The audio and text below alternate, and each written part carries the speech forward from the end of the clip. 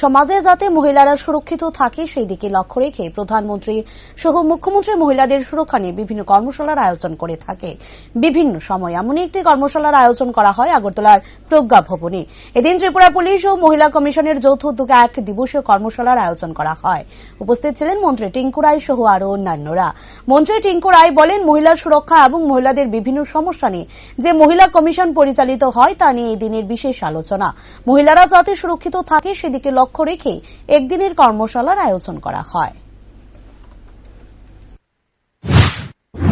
মহিলা কমিশন এবং আমাদের মহিলা থানা যৌথ উদ্যোগে আজকের একদিনের কর্মশালা মহিলাদের সুরক্ষা এবং মহিলাদের বিভিন্ন সমস্যা নিয়ে যেগুলো মহিলা কমিশন দ্বারা যেগুলো পরিচালিত হয় সেগুলো নিয়ে থানা এবং এদের মধ্যে একটা কোঅর্ডিনেশন এবং মহিলাদের সুরক্ষা, মহিলাদেরকে আত্মনির্ভরতা, মহিলাদেরকে সেফটি, এই সমস্ত বিষয় নিয়ে আজকের একদিনের কর্মশালা।